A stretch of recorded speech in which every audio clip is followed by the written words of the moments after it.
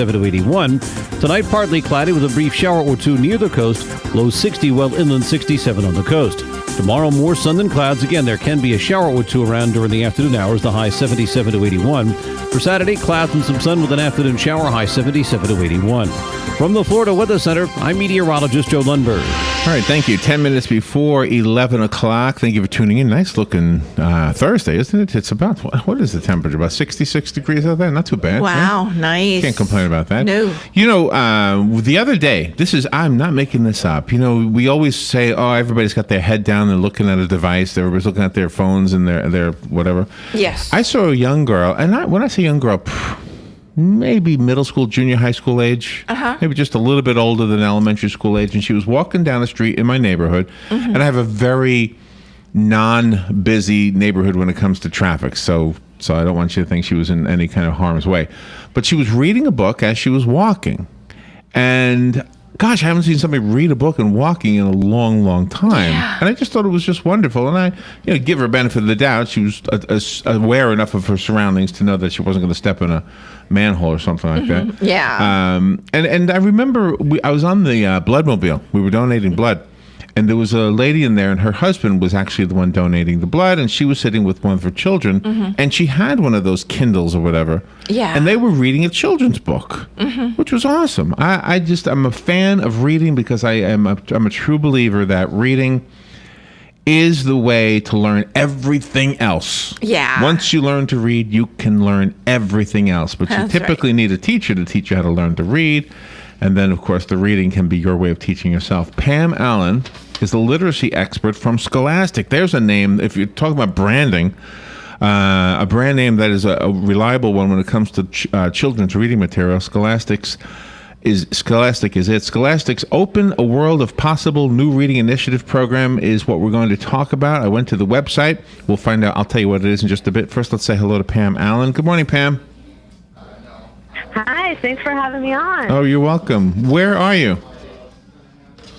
I'm actually in New York City today, right in the center part of New York City at Columbus Circle. Columbus Nice. Circle. Did you see the parade the other day?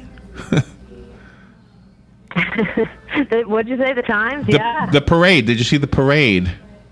The parade. Oh, I did not see the parade because only on vacation days I'm out of the city because we visit my parents and my husband's parents. So that's the day everyone else comes in, and that's the day the people who live in the city go out. Right, right. I used to go to Columbus Circle because that's where Elektra Records was. Do you remember Elektra Records? Does that ring a bell? Oh, yeah. Yeah? Of course. Definitely. So tell me about this. I love what you guys do, and I went to your website. I love the website, by the way. So what is the World of Possible? What is that? Yeah, well, really, this campaign, this initiative started because we noticed that when we would be talking to kids out in the schools, Scholastic runs these amazing book fairs and book clubs, and so there's a lot of opportunities to talk to the kids. And we felt like we were really noticing that when kids talk about reading, kids who love reading, they really talk about it in very large and big ways, that they're not just saying it's good for you or it's something that you should do later. It's really something that they feel almost viscerally is opening world for them. And that expression started to really reverberate for and said, listen, let's create a whole initiative around this to really talk about reading in the way it feels for a child who's cannot put down that fourth Harry Potter book or can't even stop reading to get to the end of the series or just really wants to find something out, that reading really is about opening worlds. And so to really say something new about reading in a time when there are a lot of distractions, not everybody is reading in focused ways, and to remind people through the voices of kids why reading is more powerful than we can than we sometimes even give it credit for. So just to kind of stop and think about that and take a minute to make sure you have time and space in your day to do it. And that really helps them on their career choices too, because children sort of gravitate toward one kind of something or another at an early age. Like my daughter wanted to be in the veterinary field, and she is, but she was grabbing all kinds of books on horses and animals and things like that, and now there she is.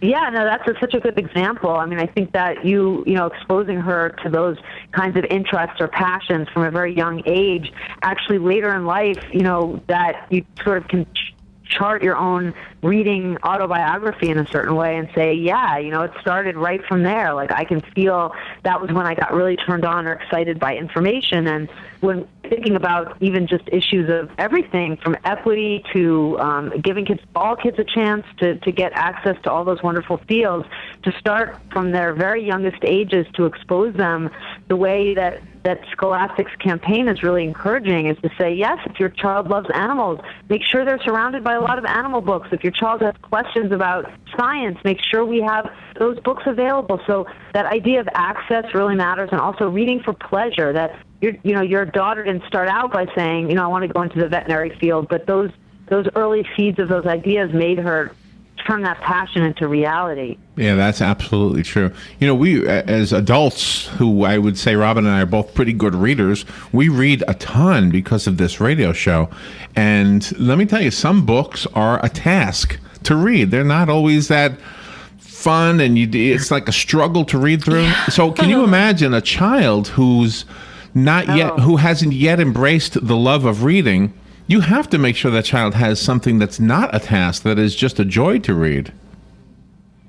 Yeah, no, and the thing is, I think you're right, and also there's a kind of a misconception. I mean, for myself as a literacy educator, I can say that I think this misconception is on the part of teachers and parents, and that is that we somehow think if a book feels really good to read, that it's not good for you. Oh, no. I want to sort of I mean, I want to say, like, actually, sometimes those books that our children are returning to again and again may not seem like they're, you know, these heavy-duty, iconic books, but they're building their stamina, they're building fluency, they're building comprehension skills, they're building a sense of themselves as readers. Oh, yeah. They get faster when they read that same book again. So there's lots of different reasons to read the types of books our kids are choosing, and I think a lot of this campaign that Scholastic is really promoting is this idea of letting kids choose their own books to read, so giving them the power to make those choices. So is that what the World of Possible campaign is about? Is about making recommendations of certain books? Yeah, so a few different things. I mean, there's a couple of big ideas about the campaign. One is that we're really promoting this idea of children reading, and all of us reading for pleasure.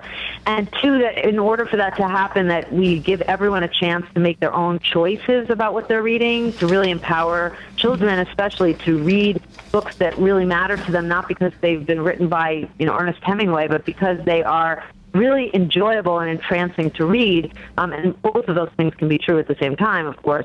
And then the third thing is that Scholastic on its website has a huge amount of resources for parents and teachers, grandparents, caregivers, community center leaders, anybody who's really connecting to anybody as a reader, book lists, recommendations for how to get struggling kids to read and to break through as readers, and so all kinds of really great materials. So at scholastic.com/World of Possible, you can all find just some great resources and great ways to share that a love of reading, that joy of reading, and to really encourage the children in your life to read independently and to read with pleasure, to read books that you really care about. And this is really good for the older child, because once the older child is into reading and can read on their own, they might have a younger sibling who's just learning to read, and the older child will help the younger one along, and the younger one will want to keep up with the older sibling, so that way they can both share the joy of reading.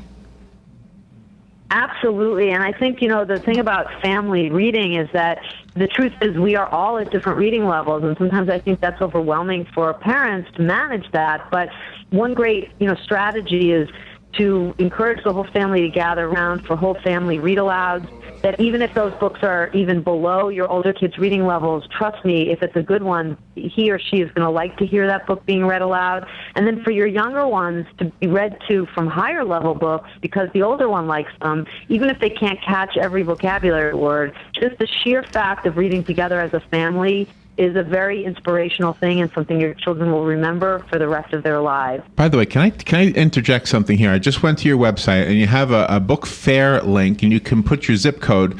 There are so many happening in our town. There's one right now at the First Assembly of God Christian School. There's the Kingsbury Academy. There's the Liberty Middle School, the Ocala First Preschool, Saddlewood Elementary. They're all having book fairs right now. Wow, and there's even more than that. Wow, in the villages, yeah. So that's a great resource right there. Yeah, no, it's so. I mean, it's an amazing company, Scholastic, because really, there's such a devotion to this idea that access really matters. Like, we're going to have a book fair in every community. We're going to give kids access to the book clubs that they can do online or in the classroom where they can order their own books. So there's a sense that the idea of book choice really matters, but it should matter for every kid, no matter where you live, no matter what your zip code. That you're always going to be, close to where you can find a book you love. Yeah. Pam, thank you for being on the air with us today. For the listeners who didn't get the website, it is, let me make sure I have it, scholastic.com/world of possible. And actually, Robin makes it easy by putting it on our website. So just go there or call us if you need it repeated. Pam Allyn, thank you so much. Have a great holiday. All right. Thanks a lot. And you all, too. Thanks for having me on. That was fun. We'll take a little break, and we will be right back. Fox News Radio, I'm Pat O'Neill. Protests in several cities last night after a grand jury cleared a white New York City policeman of charges in the chokehold death of an unarmed black man. By far the largest demonstration taking place here in Manhattan. Protesters attempting to block traffic on roadways, bridges, and tunnels. Prime target was the nationally televised Christmas tree lighting ceremony in Rockefeller Center that took place